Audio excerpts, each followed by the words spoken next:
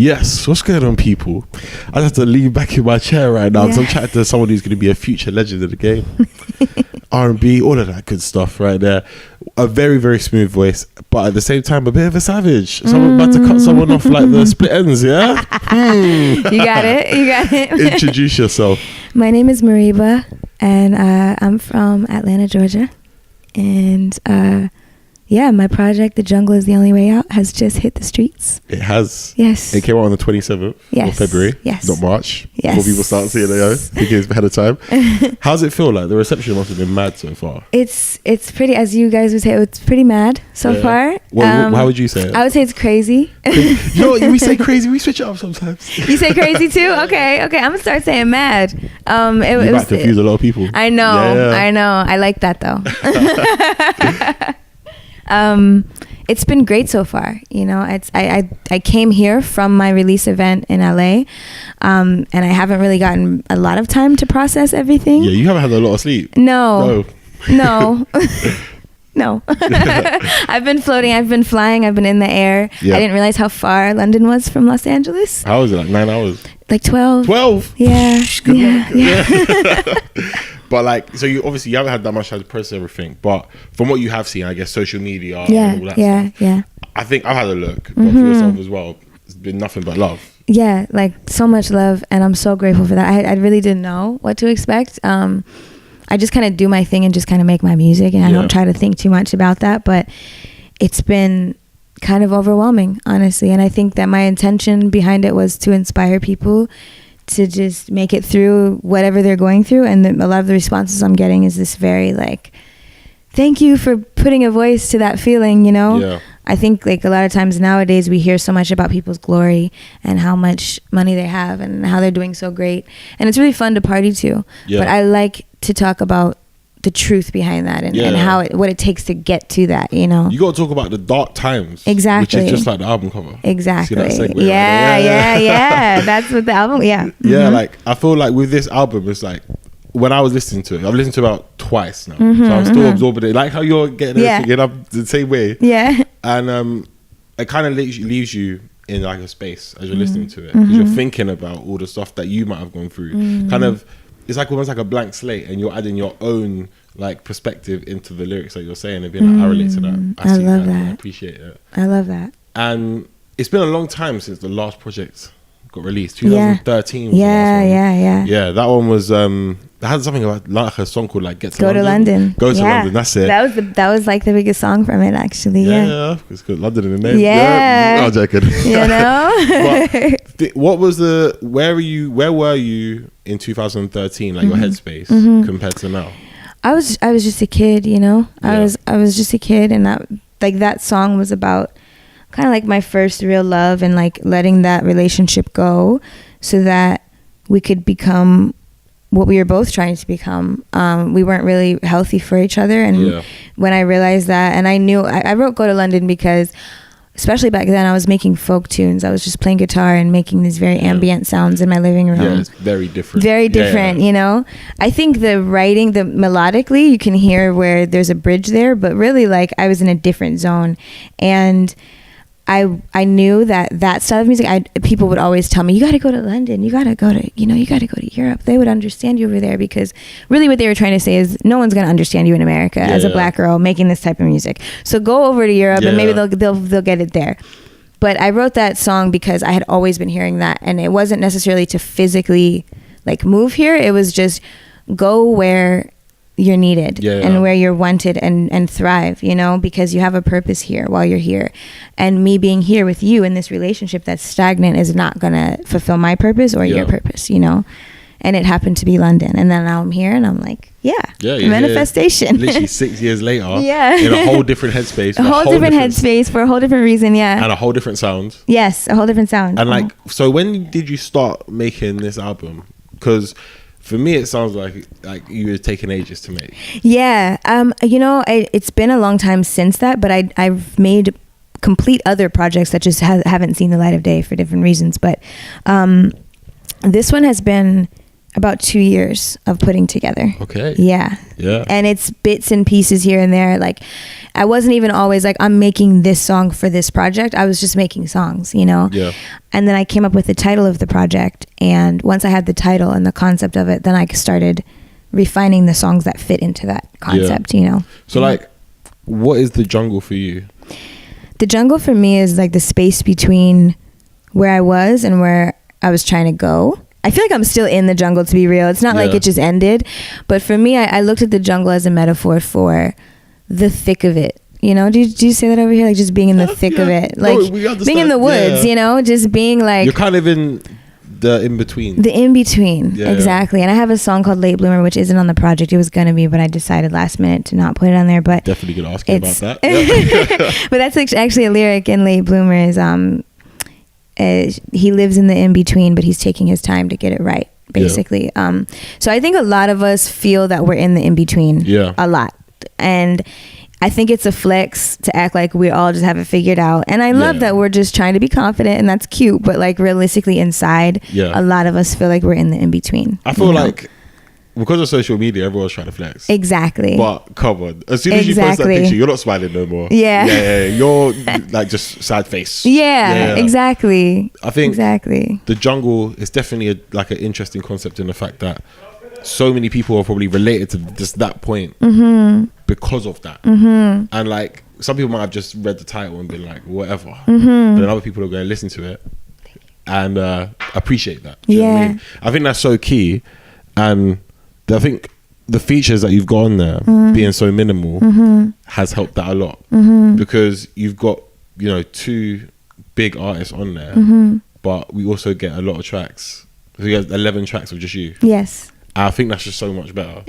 So like, what is your kind of like track that resonates with you the most at the moment?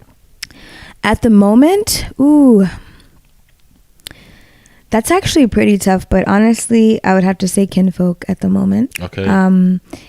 Kinfolk is a really special one for me because I feel like it's empowering. Like I feel like it is taking that jungle idea, but it's like there's a solution, you know? Once you start realizing the power that you have within, which is what that song is about, then that's where you start to work your way out of the jungle. You know what I mean? Because I feel like the jungle is kind of a riddle, you know? It's like, it's kind of a mind fuck. It's like, you're going to feel like you're in it as long as you don't claim the power that you have. You know what I mean? Until you find that way out. Exactly. Exactly. So in Kinfolk, when I say we could be free if we would just peep our hidden treasures, you know, if we took agency over the things that we already have, we wouldn't be looking everywhere else. You know what I mean?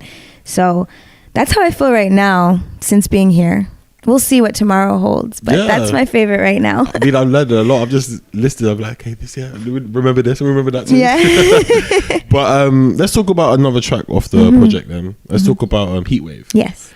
So that one was a song where I think you said on like Twitter or something that you've had that song for such a long time, and that you and Black were in different like spaces at the time. Like, where were you when you were making that song? And ooh, we were both just in the struggle. Like Black was still in the kitchen. Like, you know, I don't know if you're familiar with his story, but he's made his story pretty open about his struggle. If you haven't listened to East Atlanta Love Letter, right? Or Free Black. Like, I mean, he was stuck in a deal, and he was, you know, in a different place, and he was just working nonstop. And at this point, I had already moved out to LA, and I would just come back to Atlanta. And every time I'll go to Atlanta, I'll make it a point to go to that kitchen and hang out with him and hear what he was working on, play him what I was working on, and I had made the beat for Heatwave, and I had made a little bit of, like, I had recorded some of my vocals for it, and it was the day after Mike Brown died, and I was just so fed up with the system and so fed up with, you know, just the state of being Black in America and the police and like our relationship. And I've had so many really negative experiences with the police, honestly.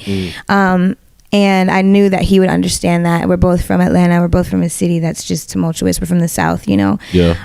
So, but I hadn't heard him sing about those things, but I knew that he was conscious and aware of those things. So I was like, would you be down to do this? Because I'm with the shits when it comes to political stuff, but I don't, you know, I know some people don't like to really do that in their music. People, you don't want to kind of come out of your comfort zone. Right. But he was down, and his verse was like, it blew me away then. It still blows me away now. Like every line is perfect. And I just felt like he became this young Black man who's just fighting for his life and for his existence in that verse. And I was like, that song became the foundation for the project, you know, because it was one of the first. That one and Highway 10 were the first 2 songs that I made for it. Okay, I think like because from what you're saying, and because all that stuff is still going on like now, it's not. Yeah. Do you know what I mean? Yeah. Like, it's the song just sounds so fresh. And let's talk about Atlanta actually.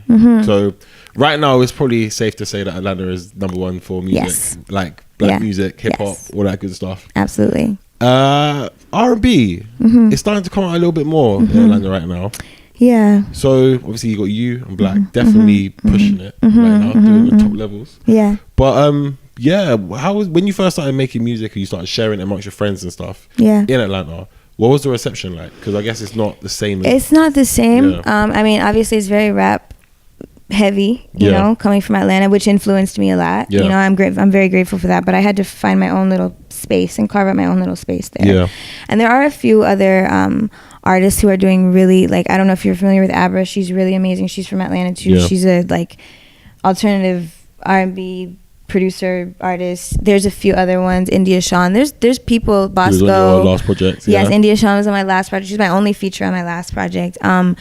But you know, there's not as much of a space for that. And I think that did lead a lot of us out of Atlanta to go find better outlets for what we do. But the inspiration is still Atlanta. You know what I mean? That honesty and that rawness to the music is that's Atlanta. Like. People from Atlanta don't respect shit that's too polished and that's too perfect. You know, you have to be real and you have to tell your authentic story, or else it's just kind of like, it's just not cool to people. It looks corny. You know, it looks corny. Yeah, exactly. So that, I feel like that has raised the bar for our integrity. So even if it is R&B or alternative music, whatever, there's all sorts of genres coming out of Atlanta. We all kind of keep that cool Atlanta thing to us too, you know? And I'm so proud to be from that scene of music. I can't imagine, like, I love LA, but I'm from Atlanta, you know? Yeah, for sure. So is there anyone from Atlanta then you're looking at it now and being like, yeah, you're next to collaborate with or to work with or anything, or? The people that I just named, they're amazing. There's this new girl named Young Baby Tate. I don't know if you ever heard about her. Check her out. She's really dope. She's like, she produces all her own music. She raps, she sings. There's a lot of women who are very self-sufficient in making their music from Atlanta, and I would want to work with those people. I'm proud of my bros. You know what I mean? I love them. They're doing great. Earth Gang, they're doing great. You know, we've worked together for years. But I feel like there's just a pool of talent of women who are just doing their thing from Atlanta. Underrepresented that need to get some light shine. And that would be like a joy for me to help shine light on that, because I am and I was one of those people who was just like, I hope someone can make it from here, you know, so we might have a voice or a place in the world. And I'm like, I feel like things are starting to pick up, and I would love to be a voice for that pocket of Atlanta. I think you're just in a great space right now. Like when people start listening to the music and hearing it more, and it starts to get bigger and bigger, people are actually going to appreciate the lyrics, the message, the sound, the melodies, the rapping, everything. It's going to be fantastic. And let's talk about another track that was actually was it in Insecure? The soundtrack. Yes. Like, obviously you've got the normal version, you've got the extended version as well. The extended version, you know, it's a bit mad, that's all I'm gonna say. But like what made you want to add an extended like part to it though? Because I feel like the track enough was fire as it is. So after I released that track, the response was pretty crazy, and people really liked it, and people started throwing out names for remixes and stuff. Oh, you should get so and so on it. Some people don't like to do remixes. Some of the people that I wanted to get on it were like, if you had given it to me when it was new, I would have just been a feature, but like not everybody likes to do that, you know, and different things like that. But I was like, fuck it, I'm doing my own remix. Like I got bars. Like I'm not waiting on anybody. I'm just gonna write my own verse, you know. And I had written something a long time ago that started with obstacles, like ops gotta watch them, I keep my opticals up. And I just thought that was the kind of, I just liked the wordplay on that, and I remember putting that over that beat, and I'm like, that works, and then it just flowed, and I just, you know, I just felt like as inspiring and ethereal as that song is, and the lyrics are very simple in that song. You know, I've been through the fire, I've been through the storm. You know, I felt like I needed to get a little more specific about the things I had been through, and I wanted to just extend it and just make it feel like more powerful. Yeah. You know what I mean? I thought by the end of it, I think everyone got the picture. Yeah. I think everyone kind of knew, okay, cool, we're not going to ever mess. Yeah. Ever. If we try, we're not going to attempt again. Yeah, But, exactly. So what's coming up for the rest of the year? So you're going on tour with J.I.D. Yes. US tour. Yes. And then what else is coming up? So we're working out my own headlining situations in cities where that makes the most sense. In that city, For the fall, London? I'm really hoping for London. We got our fingers crossed. Yeah. I think that would be amazing.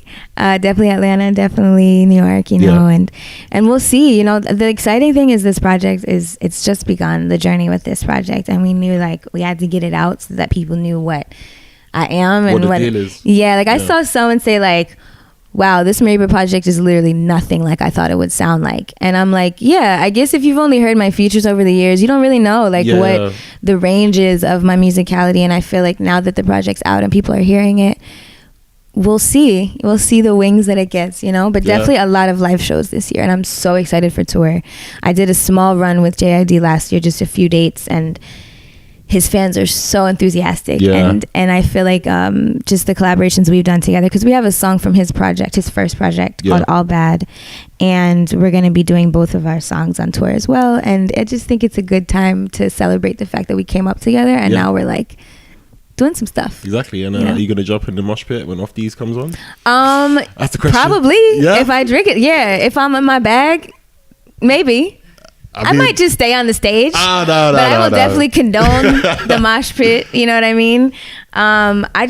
We'll see. We'll see if I want random niggas touching me. That's really what it comes down to. That's true. That is true. You just have to make sure your push game is out the way. Yeah. You know what I mean? But album is out now. Make sure you go and support that. Where can people find it? All streaming platforms? All streaming platforms, yes. There you go. Mereba, Mereba. There you go. Thank you for joining me today. Thank you. There we go. Thanks for having me.